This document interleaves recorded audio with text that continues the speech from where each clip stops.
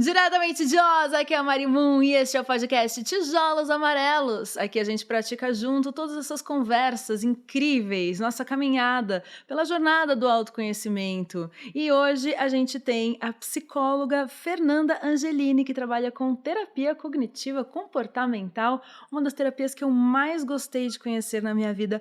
Tudo bom, Fê? Tudo bom, Mari? Tô muito feliz em estar aqui. Ai, que delícia! Eu te acompanho pelo Instagram. Seu conteúdo é demais, super divertido, super criativo e traz todas as questões de uma psicóloga, como pessoa psicóloga e como pessoa humana. É tão legal, eu gosto tanto, indico. Aproveita e já passa o arroba pra galera te seguir. Meu arroba é angeline.pc, Angeline com I. Gostaria de frisar para vocês não se sentirem enganados que meu nome não é Angeline, tá? É meu sobrenome, meu nome é Fernanda. Mas pode me chamar de Angeline, não tem o menor problema. Fiquem à vontade, ok? Você sabe que, como eu tava falando, eu meio que encontrei muitas terapias na minha vida e a cognitiva comportamental foi uma hora que eu tive uma grande virada.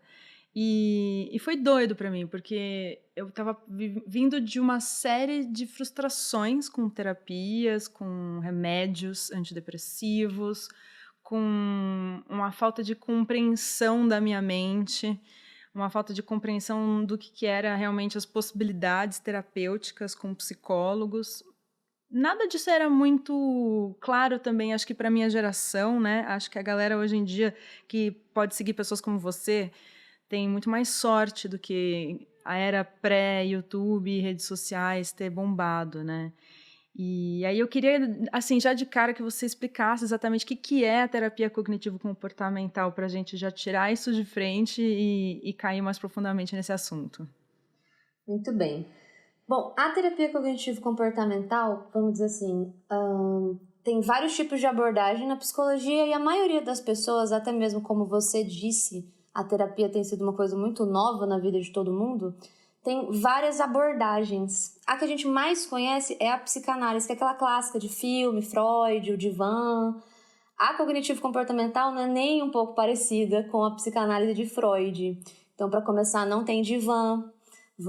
Normalmente, o psicólogo fica numa poltrona, o paciente fica num sofá, é uma conversa que vocês têm cara a cara, olho no olho, aquela coisa do Freud de sentar atrás, não pode olhar o psicólogo. Isso não existe na cognitivo-comportamental. E tem muitas pessoas que têm dúvidas sobre isso, de, tem abordagem? Não sabia, achava que era só uma coisa só, e não é. E o que eu mais gosto particularmente da cognitivo-comportamental, assim, eu gosto de uma multidisciplinaridade, mas a cognitivo-comportamental, o que é muito comum dela é que ela tenta pegar um mundo prático, ela tenta pegar o mundo eu falo assim, que é o teórico com o prático. Então a gente faz as análises, a gente aprofunda. Aí agora, o que a gente faz com essas análises? Aonde que elas vão ser úteis pra gente? O que a gente pode explorar a partir disso? E um outro diferencial que a cognitivo-comportamental tem, assim, essa quase toda cognitivo-comportamental vai ter, mas outras abordagens, é claro, também podem usar dessa ferramenta, que é o que a gente chama de dever de casa. Então, a gente tende a querer que o movimento da terapia se expanda para além daqueles 45, 50 minutos que a gente tem uma vez por semana. Então, normalmente, coisas como um texto, um livro, uma música, um filme, ou até mesmo um local meio empurrãozinho, assim, de vamos ter essa conversa com essa sua amiga? Vamos conversar sobre o que é importante você dizer para ela, o que você quer que ela saiba, como, quando, onde, porquê, de que maneira, e preparar o paciente para esse processo. E, claro, tudo com o consentimento do paciente normalmente vira o paciente e fala, você está pronto para eu passar isso como dever de casa? Tô pronto. Então, dever de casa, conversar com a sua amiga. Então, eu gosto bastante. Eu senti que eu, como uma pessoa muito lógica e vivendo um caos emocional, né, que quando você está muito mal da cabeça, seja depressão, ansiedade, o que quer que seja a sua questão, a sensação é que você está, tipo, no olho de um furacão e que você perde um pouco a perspectiva das coisas, né? E quando você já nem entende direito, né, como é que funciona a sua cabeça, fica mais difícil ainda você saber como resolver, né? E eu senti que a cognitiva me trouxe a parte lógica. Olha, a sua cabeça funciona da seguinte maneira: existem certos hábitos de pensamentos. E existe uma tabela para você preencher. E, Sim. e existe um círculo, assim, ó. Você vai daqui para cá, daqui para cá e daqui para cá. Então, esse tipo de coisa, nossa, para mim foi tipo, nossa, era isso que eu precisava. Tava tudo tão mal explicado, digamos assim, sabe? O universo da mente, claro, é muito confuso, né? É muita coisa. Não se sabe ainda tudo também sobre a mente. E parece que todos os estudos vêm sendo feitos muito recentemente também, né? Tem um pouco isso, né, de trazer esse processo mais lógico mesmo, né, para o trabalho que a pessoa tem que fazer com ela mesma, né? Sim. A cognitivo comportamental, isso é de fato uma coisa que tem um certo até marketing em cima, que ela é uma das terapias que tem mais embasamento científico, porque ela é uma terapia que ela tenta trabalhar esse local de testagem mesmo, que é uma coisa que outras abordagens muitas vezes não se apetecem em fazer, porque a gente também tem que lembrar que tem muitas abordagens que elas vão mais para uma linha filosófica. E a filosofia é uma coisa que vem antes da ciência. A filosofia é a pré-ciência, é o que define os termos básicos. Então fica difícil testar cientificamente filosofia, não tem como. Enquanto a cognitivo-comportamental, ela se apetece mais a entrar na parte científica, prática, testável. E usamos sim da filosofia, eu particularmente é um dos ramos que eu mais gosto, mas tentando fazer um equilíbrio entre esses dois lugares, sem pesar nem muito um, nem muito outro. Por exemplo, as pessoas confundem muito cognitivo-comportamental com comportamental, e não é a mesma coisa, são duas abordagens diferentes. Qual a diferença entre uma e outra? Normalmente a comportamental ela vai fazer esse local do comportamento com muito mais peso do que o cognitivo. Ele vai pegar o comportamento de uma maneira mais crua, digamos assim. Enquanto a cognitivo-comportamental ela vai tentar fazer esse equilíbrio. A depender da personalidade da pessoa, a pessoa vai se adequar ao tipo de abordagem. Então, além de ter aquela coisa de não dei certo com o psicólogo, hoje ainda tem não dei certo com a abordagem. Sim, mas isso é Então, super importante das pessoas entenderem, porque muita gente tem sim. medo de começar a fazer uma terapia, porque, não sabem nem quais são as possibilidades, e às vezes tem isso de, fiz com uma pessoa e não gostei, não deu certo, aí fechou essa porta e nunca mais quer entrar, né? Sendo que, na verdade, existe uma lista de opções e acho que também você tem que ter sintonia, né, com o seu terapeuta, você tem que bater o santo, digamos assim, né? Sim, totalmente. E é muito complexo na realidade. Isso é uma coisa que as pessoas me perguntam muito por conta do Instagram, que eu já tinha uma carreira de psicólogo bem estabelecida antes do Instagram. O Instagram ele veio para passar conhecimento para além dos meus pacientes. E muitas pessoas me perguntam isso, do tipo, Fernanda, você não teve dificuldade com tatuagem, com cabelo pintado, mercado de trabalho? Eu falei, gente, não. Sempre vai ter alguém que vai se identificar com a minha estética. E tudo bem quem não se identificar. Você não vai ser o psicólogo de todo mundo. Não é pra você ser o psicólogo de todo mundo. Então isso dá as pessoas ficam, Até porque nem tem uma assim. agenda para isso, né, gente? Inclusive, tô sabendo que a sua agenda tá bem lotada, né? O que é um bom sinal, porque me faz pensar que talvez hoje as pessoas estejam fazendo mais terapia do que antes. Acho que sim, né? Definitivamente a gente tem estudos que comprovam que a nossa geração ela tá muito mais aberta a fazer terapia e a focar em saúde mental, diferente da geração dos nossos pais, que era uma geração muito mais material. Não à toa, a geração dos nossos pais tinha menos recursos do que a nossa geração tem. Então a gente, uma vez com os recursos sanados, a gente pode focar na nossa mente. Nossa, total. E acho que também o lance da informação, né? Isso que você faz na sua rede, de passar informação e de um jeito bem palatável, né? Através de humor, e um jeito divertido e leve, acaba instigando as pessoas a entenderem que meio que, pô, às vezes aquele problema que você tem, muita gente também tem, sabe? Não é só você ali que tá sofrendo, não sofra sozinho por uma questão, sabe? Tipo, quando você encontra, né, outras pessoas no mesmo barco, você fala, tá todo mundo ali na mesma, sofrendo as mesmas dores, né? E uma coisa que eu também fiquei pensando muito é como, na verdade, a gente tem que se observar mais, porque eu, quando comecei a ir nos primeiros psicólogos da minha vida, eu achava que era tipo, sei lá, você vai num médico porque você tá com dor de barriga e ele fala, isso aí você tá com um problema gastrológico, sei lá, e aí te dá um remédio e aí pronto, acabou, você resolveu o seu problema, sabe? E terapia é diferente, né? É um negócio que você tem que fazer mais consigo mesmo do que você jogar a responsabilidade no terapeuta, né? Definitivamente. Muitas vezes na cognitivo... Definitivamente. Definitivamente. Assim, categórico. Muitas vezes na cognitivo comportamental, eu acho que esse local do dever de casa, ele tem um pouco esse papel de assegurar um pouco que as coisas estão sendo levadas para o mundo além daquela sala.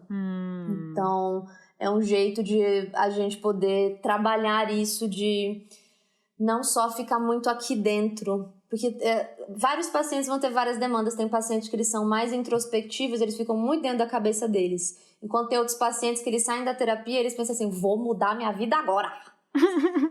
Tudo vai mudar. Vamos fazer tudo diferente. É agora. E, claro, nenhum dos dois dá muito certo, porque tudo em exagero acaba saindo um pouco do descompasso. Então, a gente quer trazer sempre uma área cinza entre fazer as análises e ir caminhando com calma. Você tem esse problema há anos, muito provavelmente. Você não vai resolver ele em 2 meses. Calma, vamos com calma. Senta lá, Cláudia, né? E é um lance também de quanto mais a gente entende como a cabeça funciona, quanto mais a gente se observa, quanto mais a gente percebe os nossos padrões, mais fácil vai ficando. Porque no começo eu olhava e eu ficava tão apavorada com o caos que às vezes eu achava que não ia resolver, sabe? Esse era o meu maior pânico. Era eu olhar o tamanho da bagunça e falar, não vou conseguir resolver. E eu também não sei se eu vou conseguir conviver com essa bagunça na minha cabeça o resto da minha vida. Isso tá me incomodando demais. Então, às vezes a pessoa se sente um pouco, né, naquele limbo, né? E quando vem aquela luzinha no fim do túnel, é a hora que você fala, não, tá, eu tô seguindo um caminho, né? Então, acho que também é muito importante a gente ter paciência no começo, né? Definitivamente. Porque o começo é o primeiro momento mais tenso, né? Mas depois o negócio meio que engata, não é? Sim, com certeza. E então esse primeiro momento normalmente vai muito uma coisa de você realmente ir com, sabe aquela coisa de bater santo? Uhum. Então você sentir que bateu e a partir dali você já começa a se abrir um pouco mais, as coisas vão engatando. E eu gosto muito de pensar que tudo é uma habilidade. E toda vez que você está treinando uma habilidade, você não vai começar no nível 10. Lógico. Você vai começar no nível 0. Uhum. Infelizmente, gente, não tem Warp Zone do Mario na vida da terapia. Não tem cheat code para você jogar ali e subir de nível mais rápido. Não tem. E muitas vezes para adultos isso é um pouco frustrante, porque as pessoas elas ficam no local de eu me sinto um pouco ridícula. Eu gosto muito de uma analogia que eu uso, que é bem assim. Você está treinando uma habilidade, você vai aprender a desenhar. Você vai aprender a desenhar, você vai chegar lá e fazer homenzinho de papel. Só que muitas vezes você vai olhar pra frente... É o homem palitinho, né? O homem palitinho, exatamente.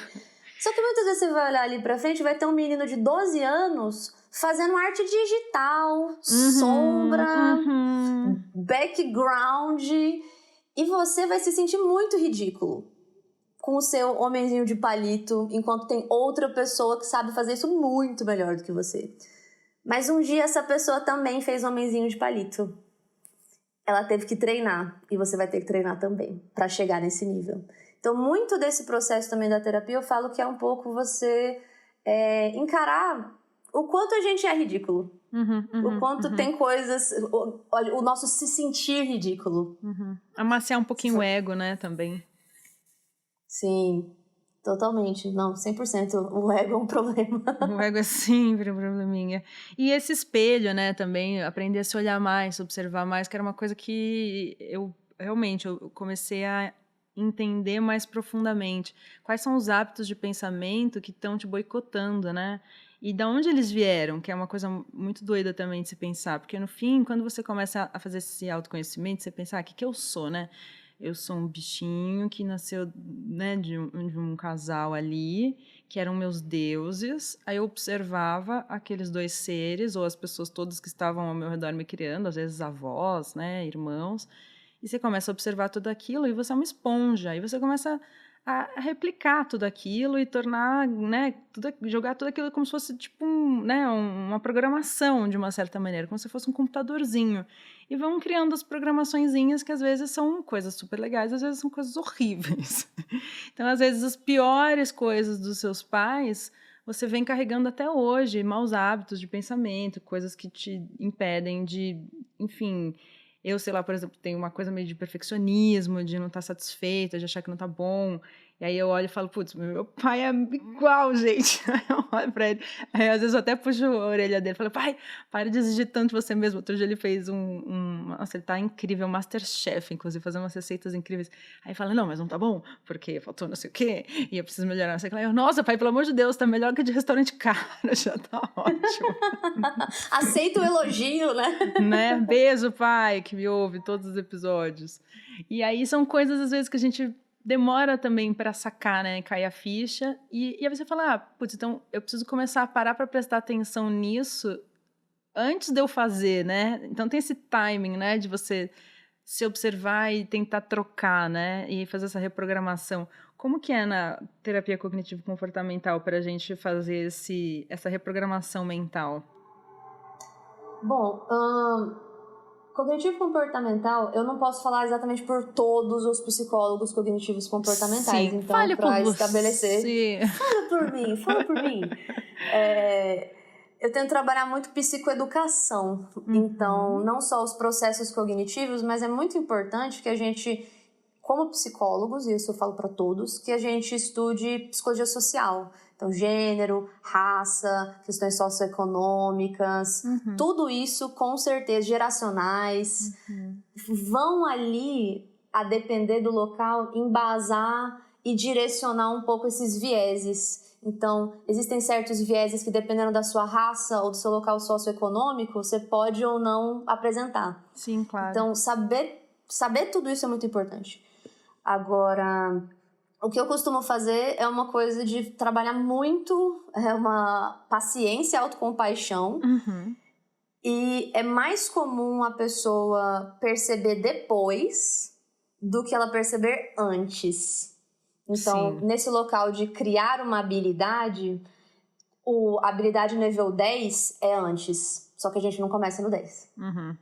Então, aquela coisa assim, digamos, antes eu levava crítica muito a sério e ficava uma semana na bad.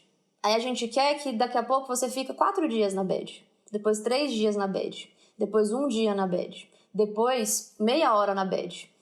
E depois, nesse nível 10 de eu sei que isso vai me deixar na bad, eu acho melhor eu evitar. É todo um processo ali que vai andando pra gente chegar nesse local de cilada. Que tal não? Não vamos envolver isso, que não vai fazer ouvi o bem. alarme tocar antes, né, do problema realmente se desenrolar, né? Exato. E como que chega nisso? Aquelas, né, que já quer a resposta rápida, mas qual é o processo exatamente que a gente, né, desenvolve para conseguir chegar nesse nível 10? Acaba que, vamos dizer assim, vai muito do paciente, então você vai fazendo isso durante a terapia com os casos, mas eu costumo dizer que eu gosto muito dessa analogia dos degraus, porque quando você vai subindo de nível, no Mario mesmo, o que acontece? No Mario você aprende a soltar foguinho, né? Aí no segundo nível você aprende a soltar foguinho e raio. Aí no terceiro nível é foguinho, raio, pulando. Agora você voa, daqui a pouco você faz tal coisa. Então é um processo de qual habilidade você falhou? Eu perdi o controle. Eu fiquei com muita raiva. Então vamos trabalhar a habilidade de você não perder o controle. Trabalhamos isso. Não, mas agora o problema foi que eu levei muito pro pessoal. Então vamos levar muito pro pessoal. Agora eu não levei pro pessoal, não fiquei com raiva, mas eu não sabia o que falar. Ok, vamos trabalhar o que você pode falar. E daí vai indo até virar uma coisa completa. Porque uma coisa que esse negócio de querer buscar a resposta é uma coisa... uma mania nossa de descartar a complexidade das coisas. Fernanda, eu tenho que fazer isso. Não. Tu tem que fazer isso. E a depender de como a pessoa reagir, você faz isso. E a depender como é a personalidade dela, você faz isso. E a depender da idade, disso, daquilo, outro, você pode fazer essas coisas. E a depender da sua personalidade, você pode fazer essa. É coisa demais. Não tem uma resposta só. E aí vai do psicólogo ir te ajudando nesse processo de autoconhecimento e conhecer também o mundo ao seu redor. E uma frase que eu falo muito na terapia é: e o que isso te faz pensar, Mari? E o que isso te faz pensar? Porque sempre tem, né, a emoção e o pensamento, né? Que nem sempre estão alinhados. E às vezes um te puxa para um lado, outro te puxa completamente para o outro, né?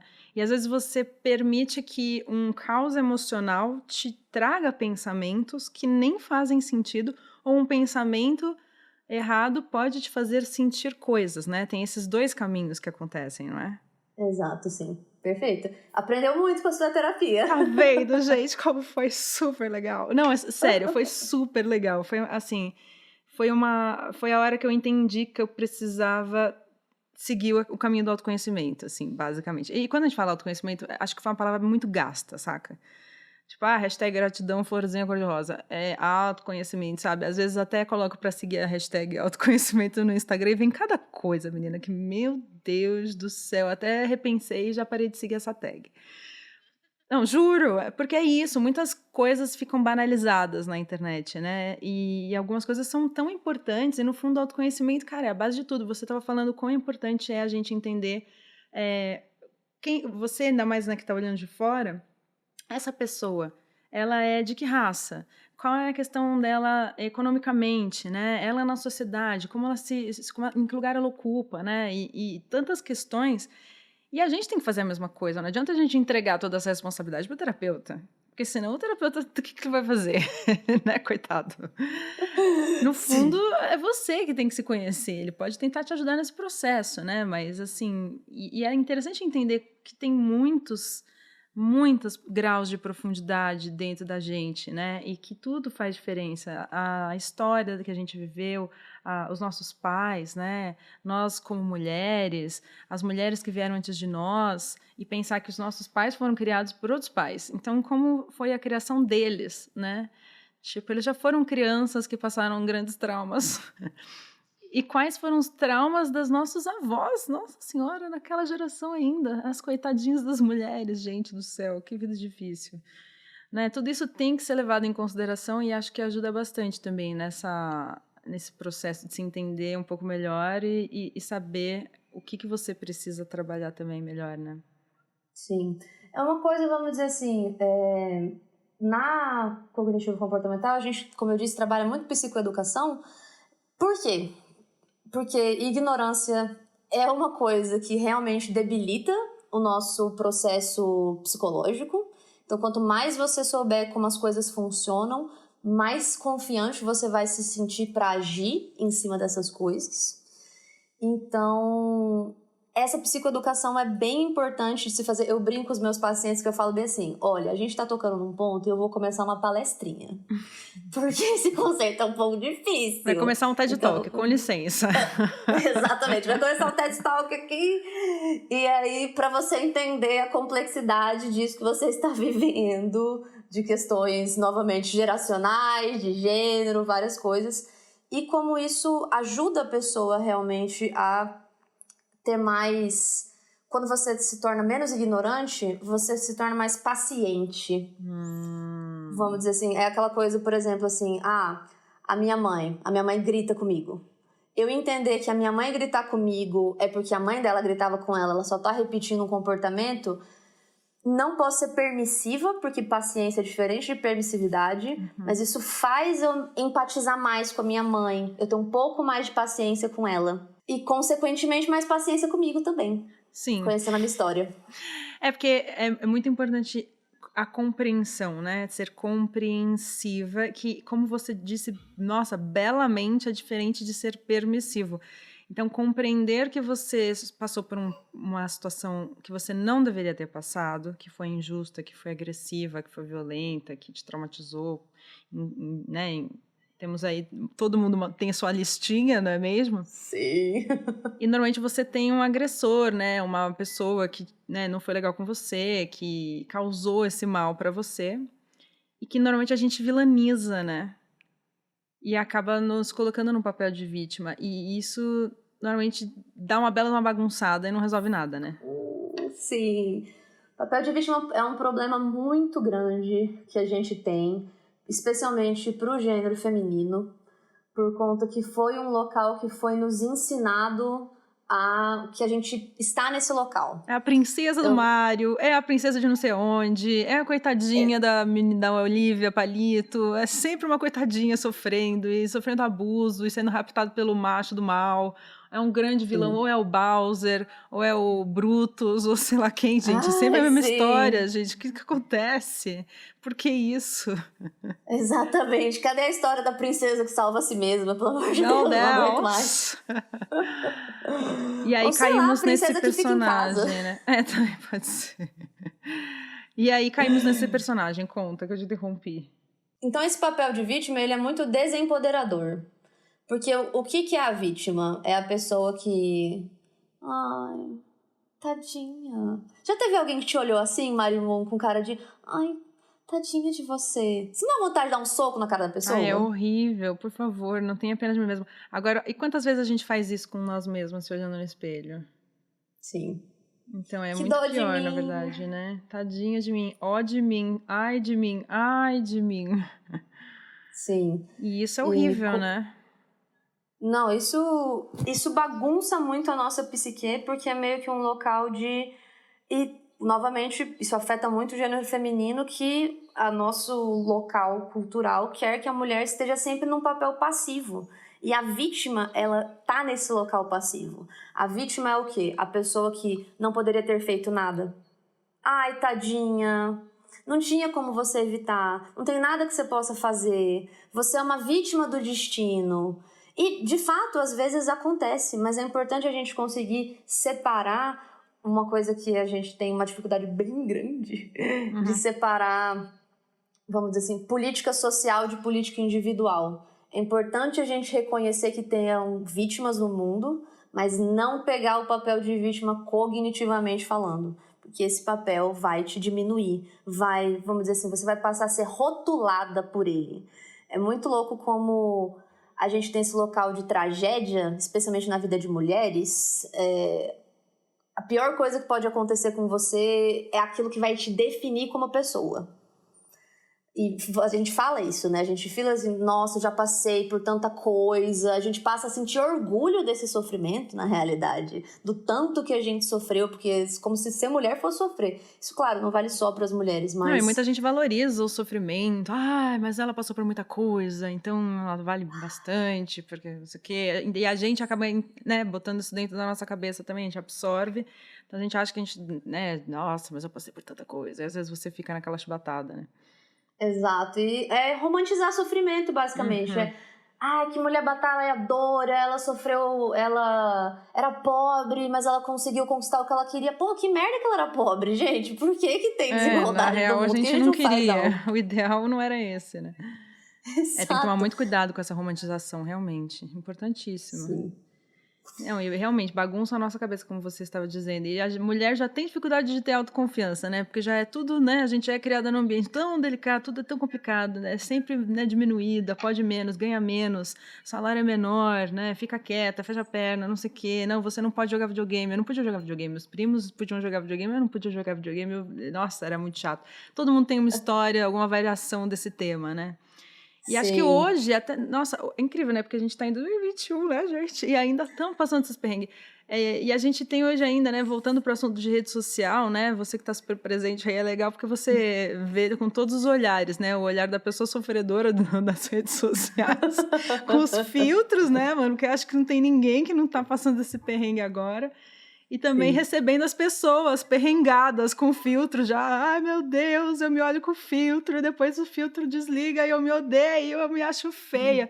Gente, que desespero, está acabando com a nossa autoconfiança. Como faz? Bom, vamos dizer assim, essa coisa de a gente se conhecer cada vez mais e a gente poder perceber que nas redes sociais tudo é uma grande performance. Então, eu diria que, a depender da sua personalidade, você consegue desligar um pouco dos dois mundos.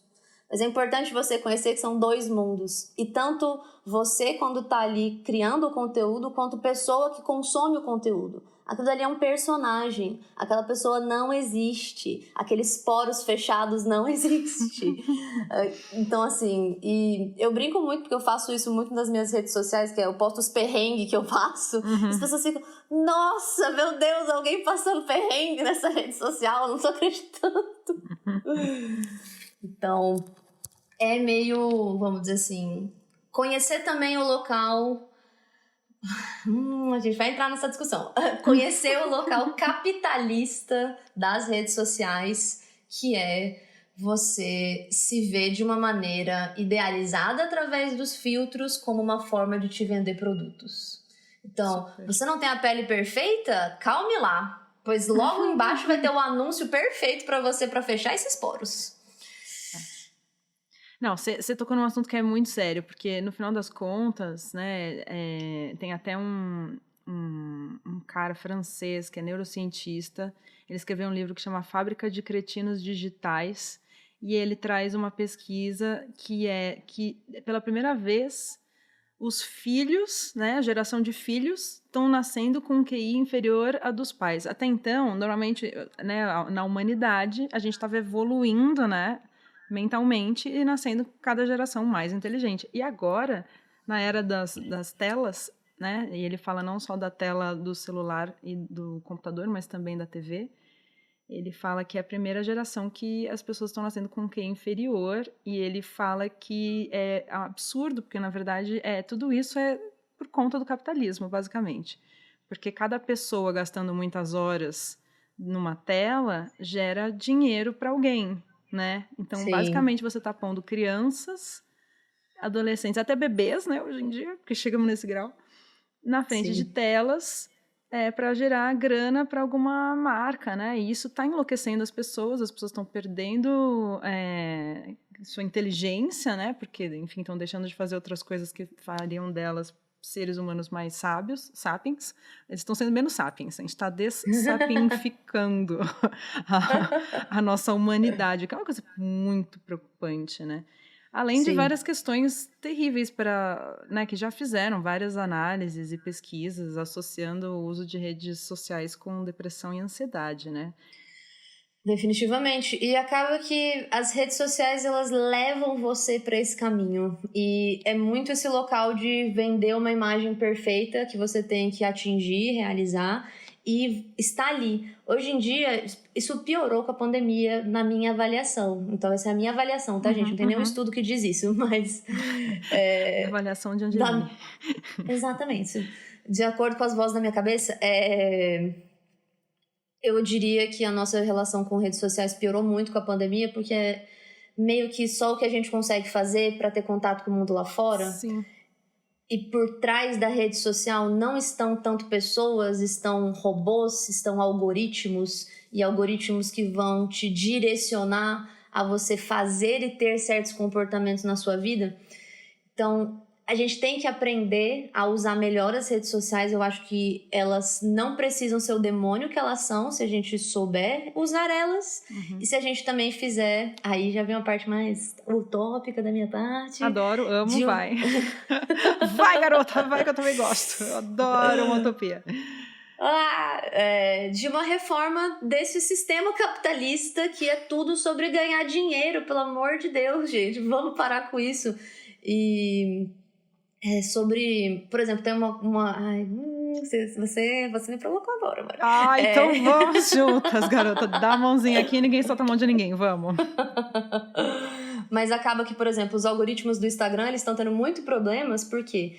Porque algoritmo, ele toma decisões frias. E o que ele quer? Ganhar dinheiro. E ele quer, para ganhar dinheiro, ele tem que gerar engajamento.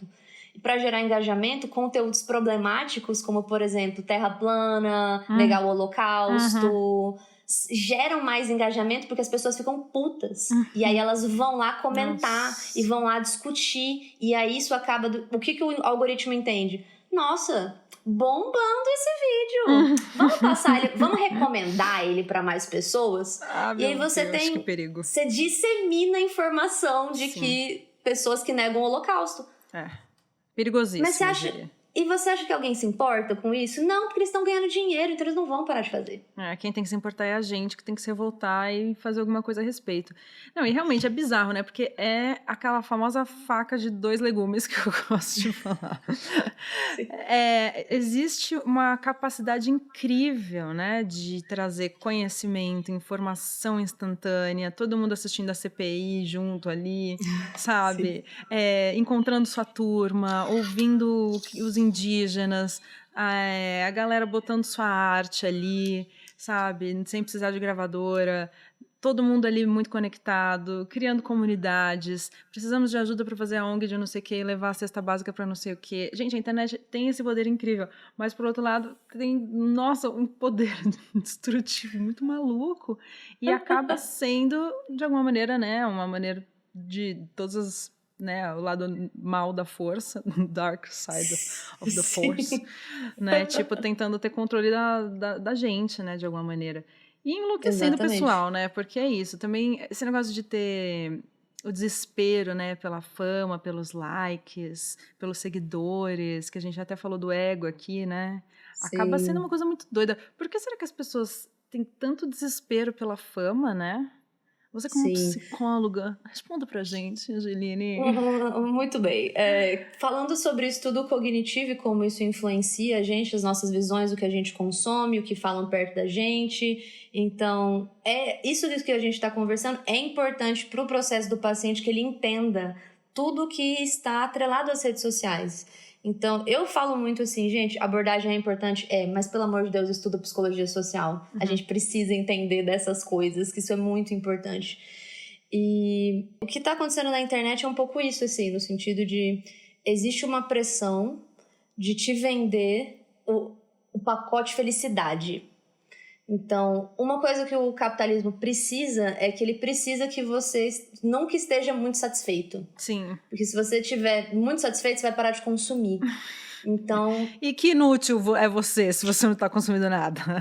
Exatamente. Então, eu vou dizer uma coisa, pessoalmente até, desabafar aqui, minha terapia. Fica à vontade, tá? Que existe uma pressão muito grande de, assim... Fernanda, você já ficou famosa. Quando você vai ficar milionária? Nossa, oi. Mas, gente, calma, eu ganho bem, eu compro as minhas coisas, não tem nada faltando, eu tô bem feliz. Mas você poderia ficar milionária. Aí já começa as questões cognitivas, que eu fico assim, poderia. O que eu não tô fazendo? O que fulaninho tá fazendo? O que fulaninho tá fazendo que eu não tô fazendo? O que tem tal coisa que eu poderia fazer melhor? Não, eu tenho que pesquisar algoritmo, eu tenho que ver, tenho que seguir perfil de marketing, tenho que... Por uma coisa que eu nem preciso, gente. Ninguém precisa ser milionário. Pra esse milionário é legal, é bacana, mas ninguém precisa ser, entendeu? Não, calma com essas pressões, né? Exato, e acaba com a minha felicidade daquele momento. Eu não posso nem curtir. Do tipo, que legal, tô famosa, tô bacana, tô com seguidor, tem gente que me conhece, tem gente que compartilha, tem gente que me reconhece na rua, olha que legal. Você troca isso por uma insatisfação. Exatamente, porque eu não tô milionária. Olha só. Eu lembro que quando eu fiz a minha terapia cognitiva, tinha uma tabela e tinha uma lista de hábitos. E aí tinha, tipo, transformar a coisa em algo muito maior do que ela realmente se vitimizar. E eu achei aquilo muito prático, porque tinha uma lista e eu tinha que marcar com um xizinho e colocar pontuação. Eu falei, gente, é isso que eu quero. Eu quero lucidez, eu quero lógica, eu quero raciocínio lógico. Você trabalha também com essa lista? Como é que você faz? Tem várias ferramentas no cognitivo comportamental. Eu não sei exatamente, porque assim, eu saberia, você provavelmente não sabe o nome da lista, porque tem N listas. Ah, tem N listas. Várias. Então, quando a gente sabe o nome, ou já ouvi falar, ou uso, não conheço. Mas, definitivamente, uma lista que eu tenho é a lista que talvez seja parecida com essa, de armadilhas cognitivas. Sim, então, assim, isso. a marca aqui, leia o que é catastrofização. Catastrofização. Isso mesmo, era esse. Catastrofização, vitimização. Que é isso, catastrofização é o fazer tempestade em copo d'água, famoso, né? Você aumentar mais... quando você pensa que algo ruim vai acontecer, você pensa que é a pior coisa. Então, assim, errei no meu trabalho. Eu não penso que, sei lá, meu chefe pode brigar comigo. Não, eu penso que eu vou ser demitida. Isso. Então... E tem vários outros, assim, tem o pensamento tudo ou nada. Então, ou uma coisa é uma droga, ou uma coisa é um sucesso. Não existe meio termo. Então, ou isso é perfeito, ou joga fora. Então, essa é outra armadilha cognitiva bem famosa que as pessoas caem. Muito nos relacionamentos. Bastante. Uma outra que eu gosto muito é... Deixa eu até pegar aqui. Leitura mental, que é... Eu tinha um namorado que fazia isso, mas me irritava tanto. Nossa, que ódio. É tipo, tá bom, entendi. Então você tá lendo a minha mente e você tem mais certeza do que eu mesma sobre o que eu estou dizendo.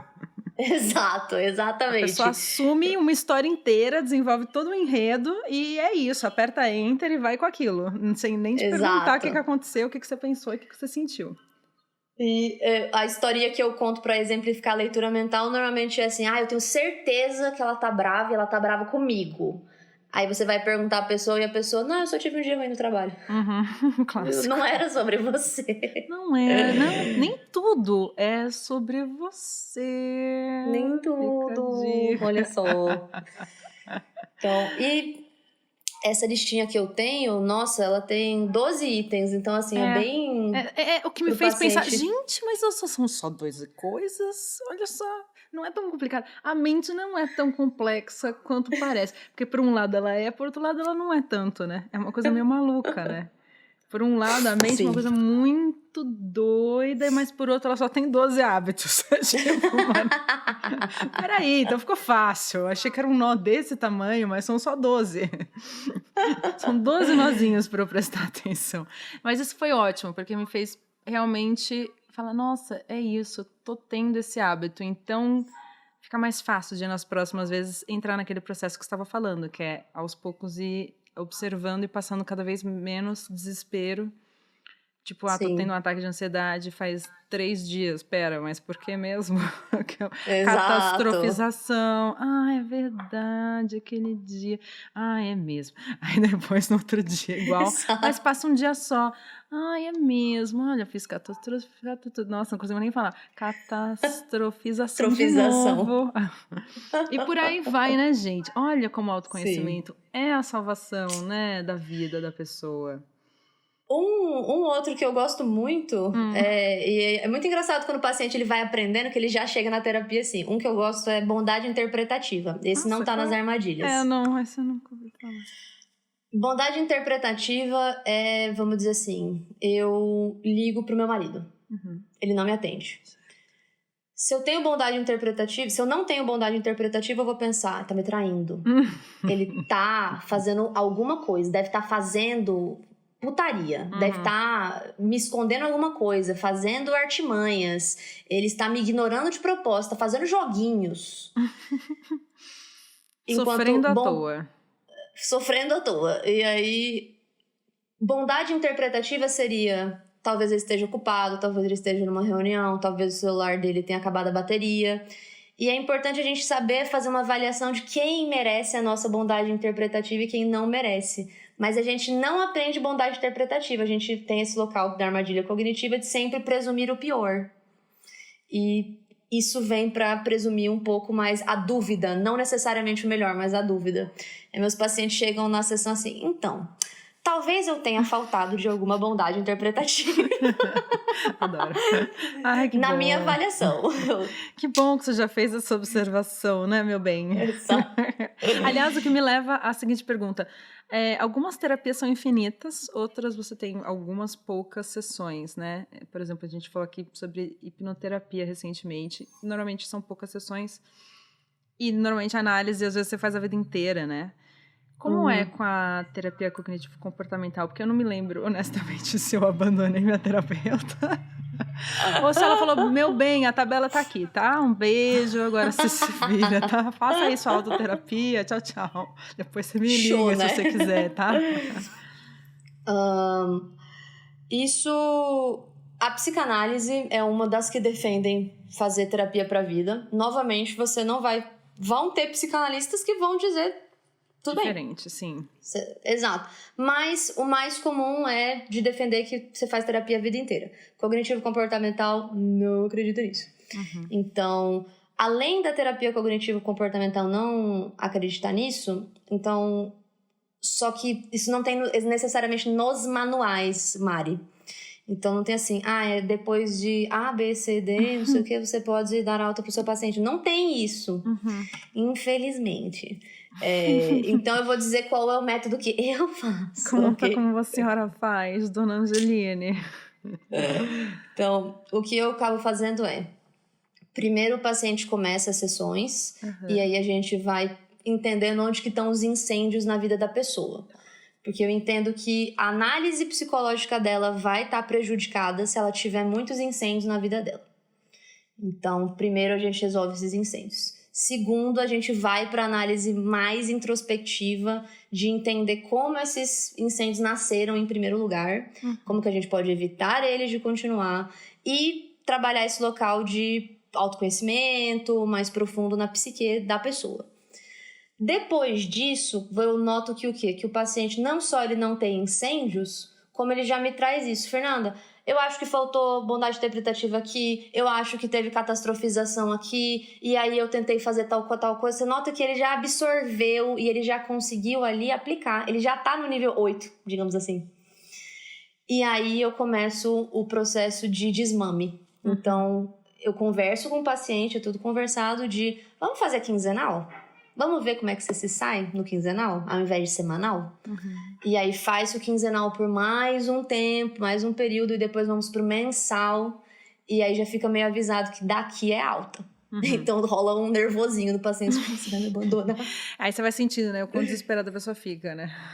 Exato. Então, pra não ter muito esse corte direto, eu gosto de ir desmamando a pessoa pra não ser uma coisa muito abrupta, muito assustadora. Sim. Então ela vai pro mensal, faz mais alguns meses de mensal e depois ela tem alta. Esse é o meu método.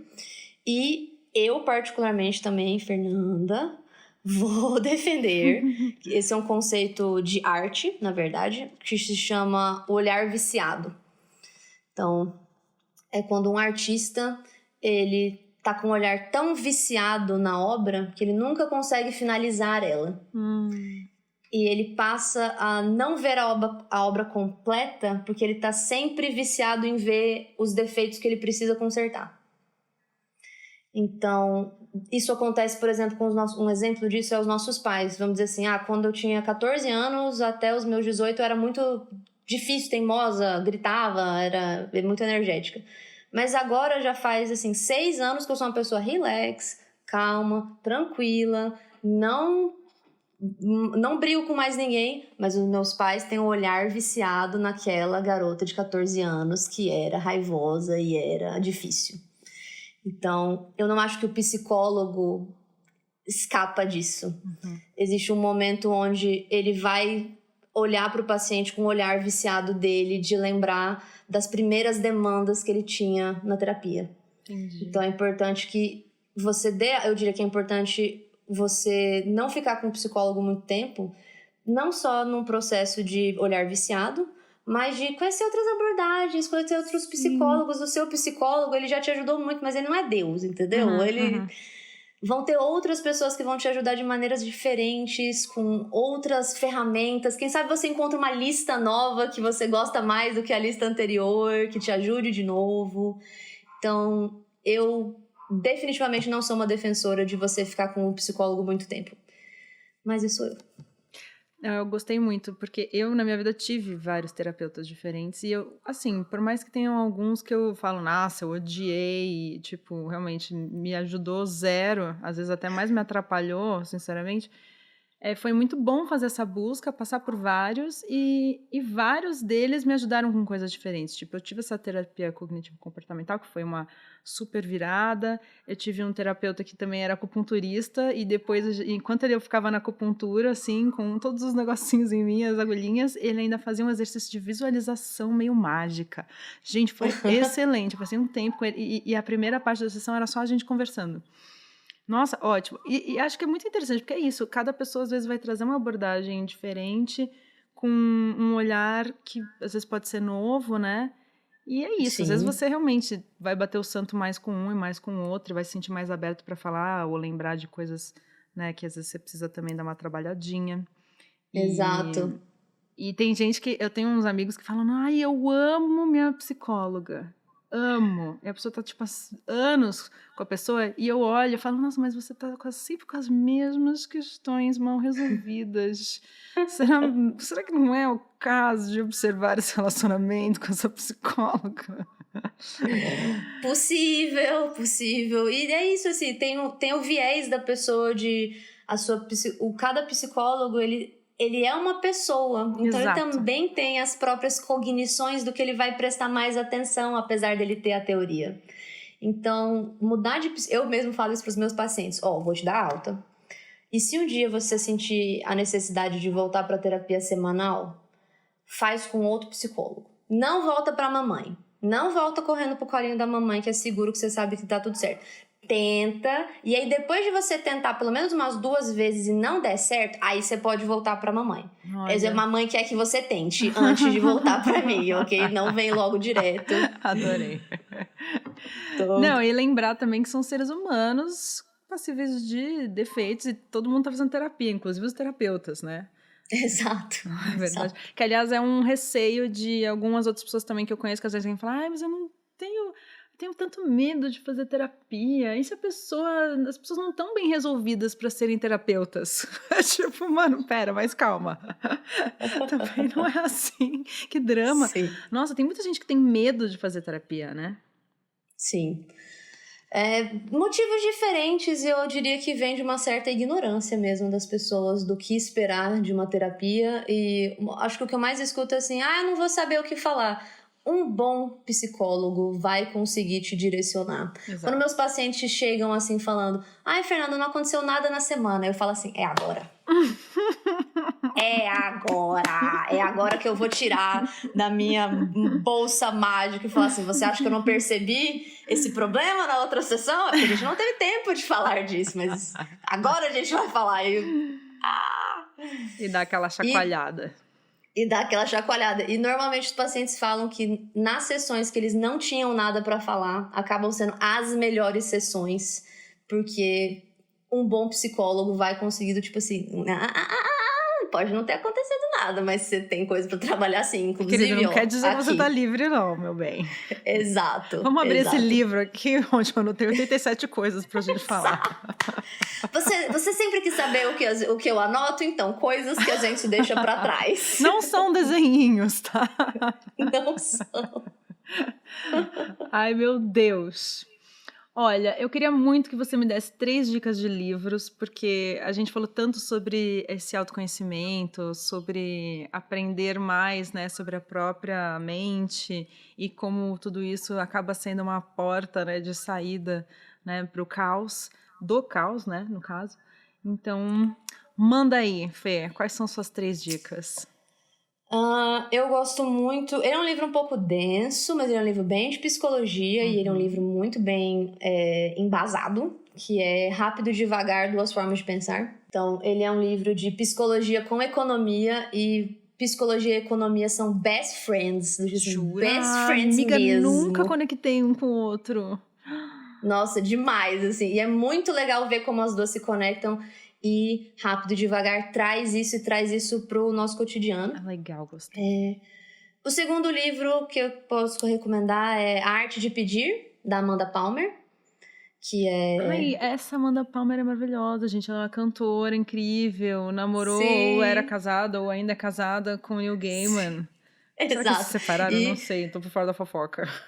eu também, agora a gente vai terminar aqui, eu vou Me assim, jogar o no que Google, pelo aconteceu amor com de eles? Deus. Exato.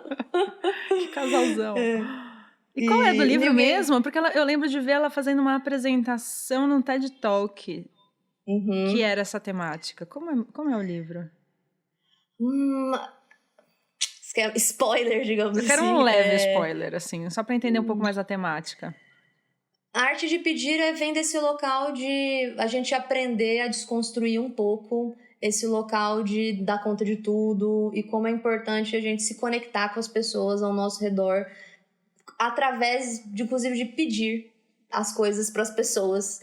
Todo mundo gosta de se sentir útil, não é mesmo? A gente deixa de pedir para os outros quando, na verdade, a gente tem essa carência de interação. Mas a gente não, novamente, graças à internet, a gente não pode parecer carente. Verdade. Então, é um Orgulho, problema. né? Exato. Eu sou uma E grande combatente do orgulho. E o terceiro livro, eu vou aqui fazer algo muito brega, que é um merchanzinho. Ai, linda! Não, aqui temos espaço para jabás. O terceiro livro que eu queria recomendar é o livro que eu estou escrevendo, que vai ser lançado em breve. O nome dele é Manual sobre Pedir, Oferecer e Dar Ajuda. Então, eu acho que as pessoas elas têm uma dificuldade nessas 3 categorias. A gente acha que ajudar é uma coisa só, quando na verdade é um espectro de habilidades. Então, é um livro que ele vai ter ferramentas, mas eu vou mas ele vai ter muito uma parte de não adianta eu te passar as melhores ferramentas que eu tenho se você não tiver com a sua cabecinha no lugar. Então, ele faz uma desconstrução de por que a gente tem dificuldade de receber ajuda, por que a gente tem dificuldade de pedir ajuda e por que normalmente quando a gente oferece ajuda acaba não sendo exatamente como a gente imaginava. Às vezes a gente atrapalha mais do que ajuda a pessoa, por melhor que sejam as intenções. Então é meio assim um embasamento de por que essas coisas acontecem do jeito que elas acontecem e como melhorar nesse sentido. Nem li, já amei. Ansiosa, em breve. Vamos ficar atentos às redes sociais. E para fechar, Fê, eu sempre pergunto para os meus convidados, para você, qual é o sentido da vida? Eu, particularmente, sou da linha filosófica de niilismo otimista. Então, essa linha filosófica trabalha o local de que a vida não tem sentido, exceto o sentido que você dá para ela. Então, de tentar ganhar essa liberdade de dar sentido para as coisas que você faz, para as formas que você, vamos dizer assim, seria experimentar. O sentido da vida seria experimentar as coisas. É sobre você experimentar sabores, você experimentar lugares, você experimentar pessoas, você experimentar a si mesmo e você se permitir dar sentido para isso, ao invés de buscar sentido em outras coisas ou se amarrar em preconceitos ou julgamentos que te impedem de experimentar. Maravilhosa, adorei. Ô Fê, muito obrigada por esse papo, eu adorei. Tirou várias dúvidas e passamos por assuntos super importantes. A sua visão foi ótima aqui pro podcast, eu tenho certeza que ajudou bastante gente. Ai, Mário, muito obrigada. Fiquei muito feliz pelo convite. Fiquei muito feliz com a nossa conversa. Foi uma conversa muito leve, muito boa.